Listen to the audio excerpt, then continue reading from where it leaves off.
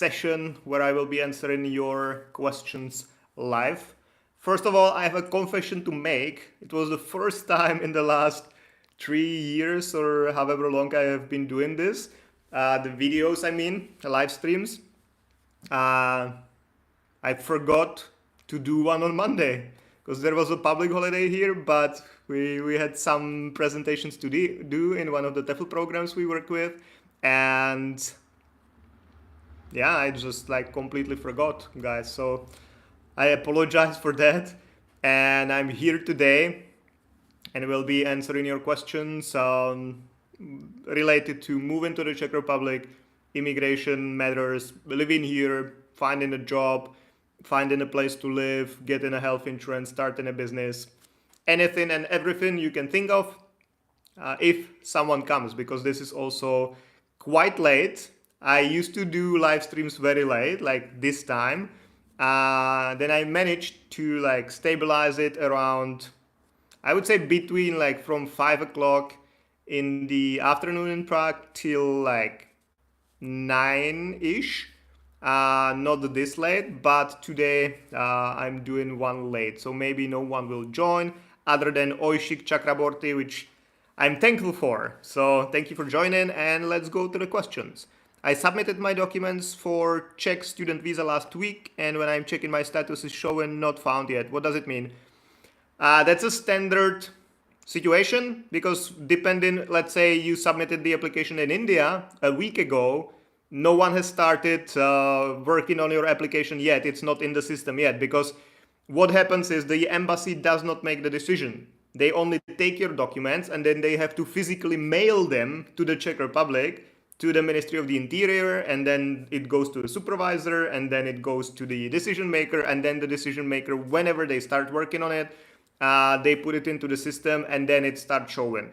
So usually there is a delay of 3 to 4 weeks from when you submit the application until when it starts showing some status.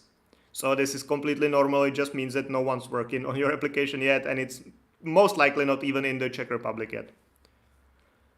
CJ, hey Jan, we met at JobSpin Job Fair. It was great to meet you. Just have a question. If you have a blue card, how can I get my tax ID? Or is it a company provided ID?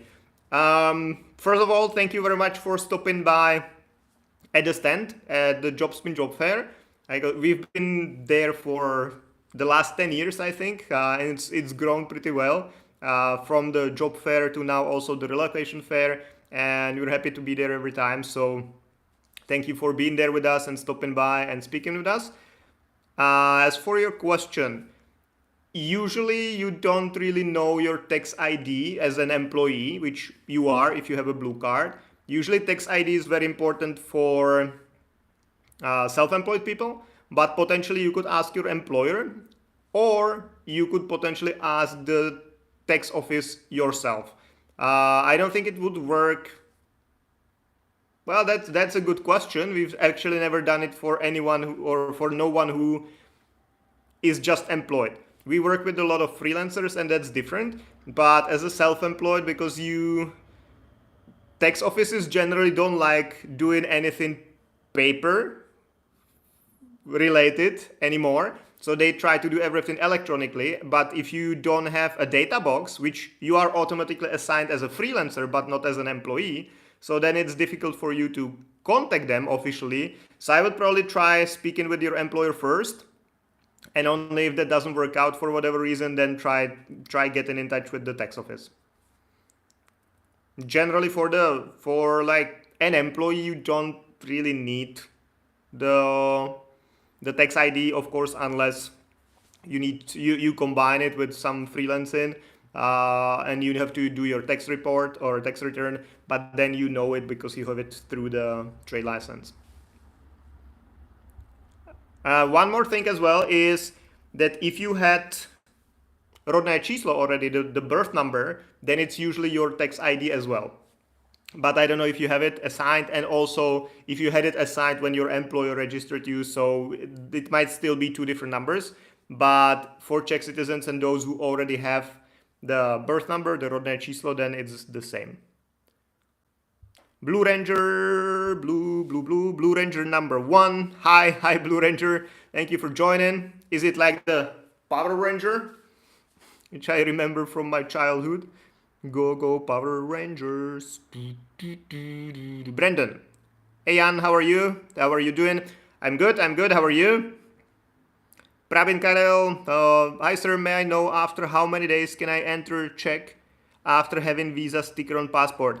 You can enter the Czech Republic from when the visa starts. So it depends on what is your starting date, and what's the visa starting date, and from that date you can come to the Czech Republic generally. So it depends on when the visa is activated, and that's often not the date when you pick it up from the embassy. Often it's some later date depending on other documents you submitted, like for example the health insurance. If your health insurance starts 3 weeks from now, usually the visa starts 3 weeks from now as well. So you just check the validity of the visa, and that's the first day when you can enter. Pravin Karel, zdravím zpět. CJ OLC, thank you, my pleasure. Said Akramuddin, dobrý den, Said. Kuroshi, hi, what is this channel? Where are you from, man? I'm from the Czech Republic, and I'm an immigration expert and also co-owner and co-founder of a company called Move to Prague Relocation Services, Relocation Experts. And we help people move into the Czech Republic with everything you might need. So from visas to finding accommodation, getting health insurance, starting a business, everything you can imagine. And this channel is about all these topics, all these matters. Sometimes I do videos like topic specific, where I just go online and present some topic, some news in immigration or some important changes or stuff like that. And then I upload it and keep it as a video. Sometimes I do these kind of live streams where I answer live questions from you guys, and that can be anything related or not related to the Czech Republic, but usually I'm better in answering things that are related to moving or living in the Czech Republic. David Ante, hi man. Hi David, thank you for being here. Erzade, hi, I will study medicine in Prague in Czech language course, but this said me I must say will study economy in visa interview meeting. What do you think? What can I say, an officer? First, it depends on who told you and why they told you. But the thing is that yes, part of the application for the student visa will be an interview. And they usually ask you a lot of questions, and they question if you are really willing to study in the Czech Republic or you're doing it for some other reason. So if there are some discrepancies, then definitely that can hurt your application, and it can also lead to visa denial. So you should definitely have your story straight, and what you will be saying should be very, very clear. But I cannot really tell you what's the correct answer. That should the people who are taking care of your visa do. That's usually part of a good service that the company that deals with your visa prepares you for the interview. As for students, generally it works the way if you study a program, it's usually like a Czech language and preparation, it's usually to prepare you for some specific program. So if you study like at the University of Economics, like a preparation course, Czech language and preparation, then usually you go then to the University of Economics to study some subject, because that's what they prepare you for. So you should not say if you do a medicine preparatory course, that would be kind of weird to say that you will then go study economics, because why don't you study like preparation course of economics? So that's just my some general information, my general opinion, but I don't know anything about your situation other than what you just explained here in 2 sentences. So very hard for me to answer with some more details. Kafshi Shakur, good day, mate. How are you? I'm good. How are you? Education Academy, UDR. Embassy will call Croatian government about my status in Croatia. I believe that I remember the questions you had the last time. Potentially they might see it, but definitely the embassy when you're applying will care. And also, if you get approved, you will need to somehow get to the Czech Republic. So if your residence permit was in Croatia was meanwhile cancelled, for example, then you will not get to the Czech Republic or to wherever you applied for the visa, say in Dresden, and pick it up. So you definitely need to be careful, as I mentioned before. The chief talked to my immigration agency about the recent info you shared about the mandatory integration adaptation card. They told me, for me, work visa holder with my company, that it's not needed at all. Well, meh. Of course, again, I don't know anything about your situation and how long have you been here, all that. But generally, it's mandatory for almost everyone, with the exception of some like specific types of residence permits, like intercompany transfer, where you kind of don't expect to be here long term, because the integration course is to kind of introduce you to the Czech culture, Czech customs, all that, what you can expect, what are your rights, what are not your rights, all that. And that's useful for people who actually plan on living here. So in some cases, you don't have to do it. Either if you just get a visa, then for a visa you don't have to do it, but usually for the residence permit and or its renewal you have to do it. And for some residence permits it also does not apply, but it depends. For a standard employee card, that applies. So depends on what is the work visa you mean. But anyway, if you're not sure, well, the thing is, if you have to do it and you don't do it, you can get up to 10,000 crowns fine. If that's fine for you, if you get 10,000 crowns to pay as a fine for not doing the course, you don't care, that's completely fine. If it matters to you and you're not sure, then I would recommend doing the course anyway, because it also includes some like good information, like what is your rights and what is like your duties and stuff. That's kind of important anyway. So if you're not sure, do it anyway. That will not hurt. If you don't do it, and you should have, at some point you might be fined by 10,000 crowns or up to 10,000 crowns. So that's up to you to kind of decide. CJ, where can I find my birth number? Because in my blue card it only has 28 number poznámky. Yeah, that would usually be written there in the card. So if you don't have it there, you most likely don't have it issued. Potentially you might, but you would need to call to the ministry and ask them. So either the info line of the ministry, but if you already had it at the point when they were issuing the card, it would be printed on the card. Wasim Yahuni, do I have to prove the origin of money in my account with a notarized donation letter from my parents? Or do they only require the bank statement for the student visa? They generally just request to see that you have enough money in your bank account. Usually, initially, they don't ask about anything, but during the process, they might request, for example, 3 months of statement, bank statement, like a monthly statement. And if they see that you didn't have the money, then you had the money, and then maybe you transfer the money back to your parents, then they would definitely question it, and that could potentially be a reason to deny your application. But if your parents gave you the money and the money will stay there during the whole approval process, then it's fine, even if the ministry requests something from you.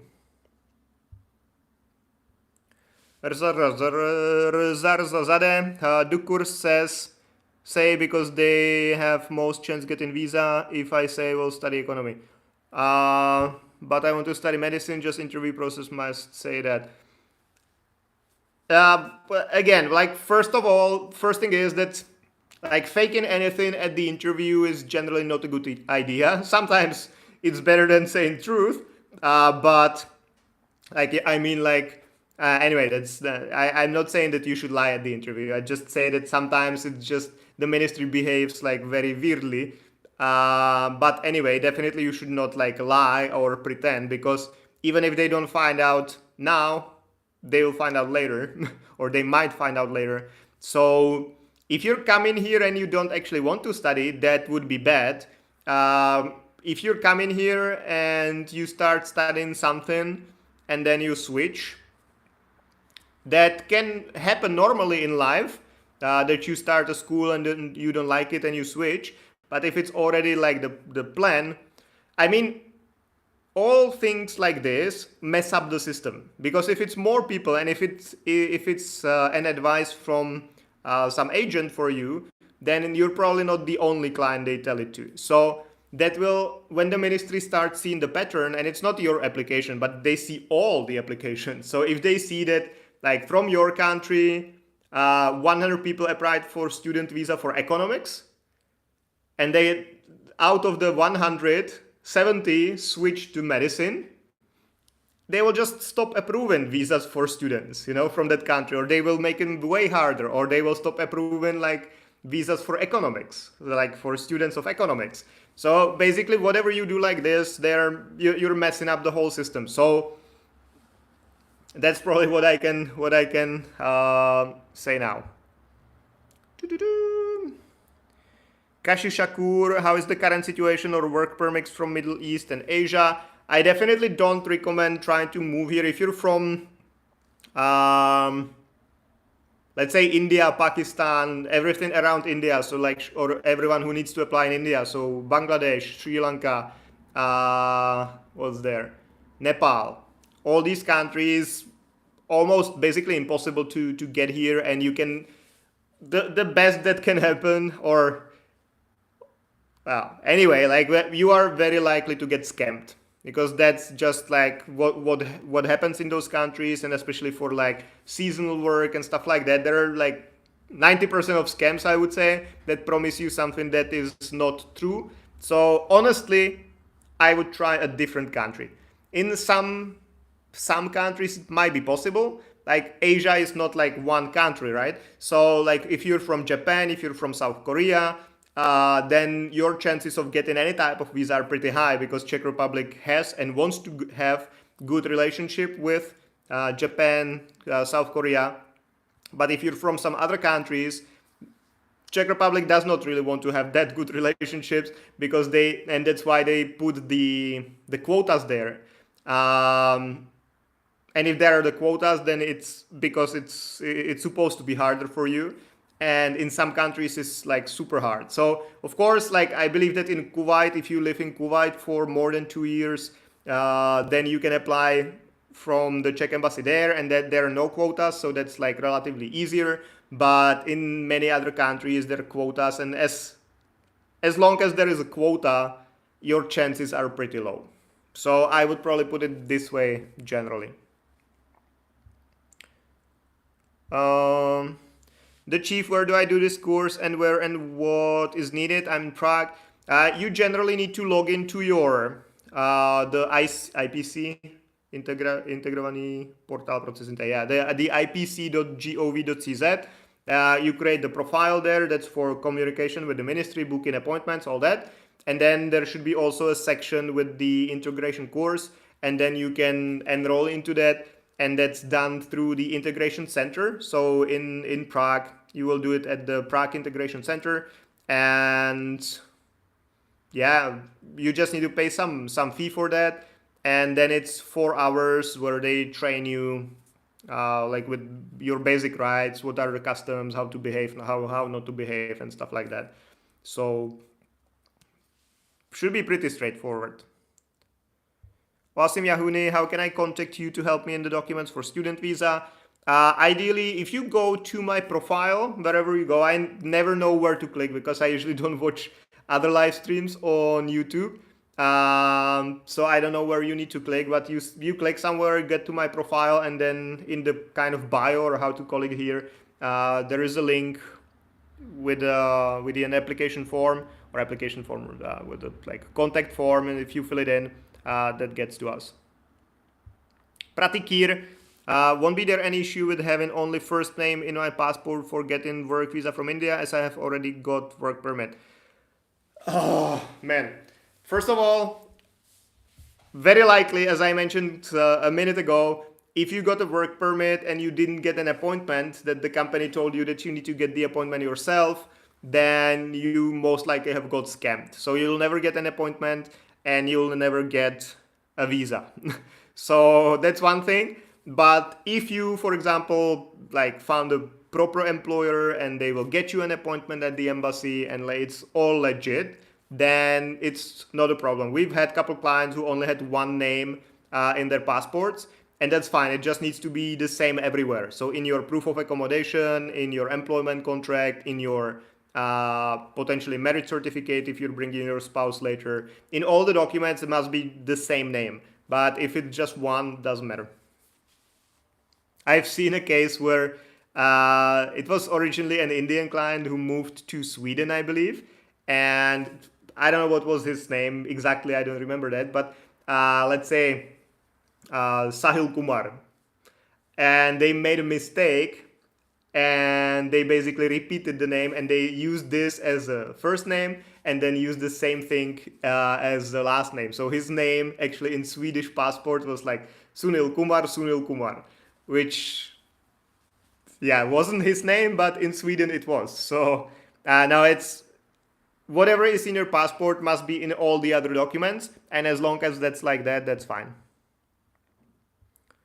Zarzadeh, how we will learn Czech language easily, and can you give advice something? And all course for international students, they will teach Czech to English. Hard to say. Like generally, my opinion is that you learn by practice. Like, of course, you need to have vocabulary, but I don't think honestly that grammar is that important. If you know all the all the words someone is saying, it will probably make better sense to you than if you like know all the grammar but you don't know half of the words, in my opinion. So I think it's better to just like have a huge vocabulary and then practice it and actually listen and speak than just to learn grammar and do it the way as they usually do in schools. As for like where to learn, there are plenty of different schools teaching English. There are online schools. There are like people doing videos on YouTube, like where they teach Czech, all that. So there are plenty of resources you can go to. Kashif Shakur, how system in embassies work when I apply for Schengen visit visa? If a person has a rejection before, I mean all the EU embassies are linked with each other. How embassies verify document? We don't really do much of short-term visas, so I cannot really explain this or like much comment on this, because that's kind of exactly the problem that every embassy, for long-term visas, long-term residence permits, embassies don't make decisions. They just take your documents and send them to the Czech Republic, and the decision is done by the Ministry of the Interior. But short-term visas, that's decided usually directly by embassies, or embassies fall anyway under the Ministry of Foreign Affairs, so by the Ministry of Foreign Affairs. And every embassy in every country can have different rules, even though the law is the same. They just like from Egypt, 99.99% of like family reunification short-term visas will not be approved. In some other countries, that's not a problem, and like 99% might be approved. So it also depends on the country. As for embassies and the previous applications, they will definitely see all the applications you've had in the Czech Republic. So if you got denied in the Czech Republic before, then of course the embassy will see that and will see the reasons and everything. As for like other countries seeing that, I'm not really sure about that. Like, of course, the EU system is integrated, so they should know about that. But I would not say like that's like 100% that if you got a Czech visa denied, that it will influence your process in France, for example. Mohammed, I have admission from Charles University. 6,000 euros is blocked in a blocked account. My mother's financial sponsorship with 8,600 in her account. I'm from Morocco, applying in May for student visa. Are my chances good? The money does not really matter there. The money, you just need to have enough money in your bank account. So from the money perspective, if you have a bank account that shows high enough amount of money and you have a debit card linked to that account, you're good. But the most important for students and the student visa is your motivation. And that's very easy for the ministry to deny your visa based on like lack of motivation. depending on the interview you'll be doing. So more important is how you prepare for the interview and what's actually your initial motivation to come study in the Czech Republic.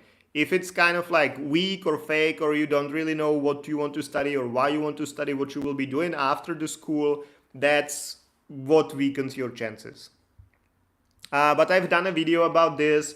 If you go to my channel and you search for like a student visa interview or visa interview, student visa, stuff like that, then you will definitely find a video where I talk more in details about the interviews for student visas. Pratikir, yes, my company is very, very legit. It is an automobile company in Bor. They also provide work permit and work visas for Indians. We don't, because as I mentioned, it's very difficult, kind of almost impossible to get Indians here unless they apply for a blue card. So like very highly skilled positions and high salary, primarily. So we don't do that. Just too complicated. But if the company is part of some governmental program, then it actually becomes pretty easy or pretty straightforward, because the company can actually do most of the work for you. But if someone tells you, we get you a work contract, but then you need to get your appointment yourself, that's a scam. So beware of that. If they tell you, okay, we'll get you the appointment, we'll get you everything, you just need to get your criminal check done or whatever, that's fine. If they tell you, we'll get you everything, but you need to just get the appointment, run away. I think the last question will be from Baby Love, because it's almost midnight here in Prague and I'm getting pretty tired. So I'll just finish these. Rza Rzazadeh, do you know med-study course in Prague? How is it? And also, which course is the best in Czech? I would say generally the medicine in the Czech Republic, or the schools of medicine in the Czech Republic, Charles University, of course, that's where to go. But like the first faculty, then the third faculty, they're all good, and people come here to study those. So those are definitely good. Kashif Shakur, work permit submission in Saudi, Qatar, or Kuwait, which is better? From these, what rings a bell that might be good is Kuwait, but there are rules for that. You can only generally, for Czech visa or residence permit, you can only apply in the country of origin or in the country where you have been residing for more than 2 years. So if you don't live in Kuwait for more than 2 years, you generally cannot apply there. Of course, it does not apply to all nationalities. There are some exceptions. But if we talk about like most Asian countries, basically all African countries, you can only apply in the country of origin or where you've lived for more than 2 years. So the last question, Baby Love. Hello, Jan. Me and my Czech partner are planning for civil marriage in August, so I can get a partnership visa. Do you think they can grant me the visa? By the way, I'm a transgender woman from Asia. I don't think that's... Oh, civil marriage. Okay. If it's a marriage, then it's fine. If it was just a civil partnership, then it might not help that much, actually, because, if you are a non-EU citizen and your partner or spouse is a Czech citizen, you can apply for something called a temporary residence permit for family members of EU citizens. And then there are two types of those. One is a close family member, which is pretty straightforward process and like relatively simple. Given Czech immigration is not really simple, but from all the different options you have, that's one of the most straightforward. But that only applies to close family members, so spouses. So if you are married, if you're getting married, then that's completely fine, and that will make the process way easier for you.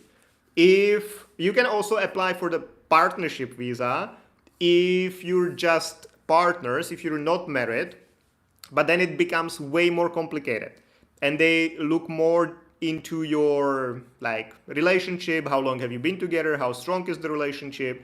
If you share bank accounts, an apartment, all these kind of things. And that's where it can get a bit tricky. If you get married, potentially they just should look at the marriage certificate and they should not request any other documents. But let's say if you get married today and 2 weeks from now you apply for the residence permit, it might actually be even a bit suspicious that like it might seem that you just got married to be able to apply, and they might potentially request some additional documents from you, invite you for an interview, all that. They should not, but they sometimes do that. So I would say the most important thing is if you are really a couple and you've been together for at least about a year and you can prove it, you have photos, you have flight tickets, and your parents can write a statement and stuff like that, then your chances are pretty high. If you know each other for 3 months and now you just get married and you try to apply, that might be a different situation. Kashi Shakur, thanks mate, you're a star. Thank you guys, you are stars for being here with me at midnight in Prague. And I'll go home and go to sleep. I'm still in the office now. Or back in the office, but in the office. So I need to travel home and go to sleep. So thank you very much for being here, guys, for asking the questions. Hopefully the answers were useful. And I'll see you again Monday, Thursday, unless I forgot, until the end of the world.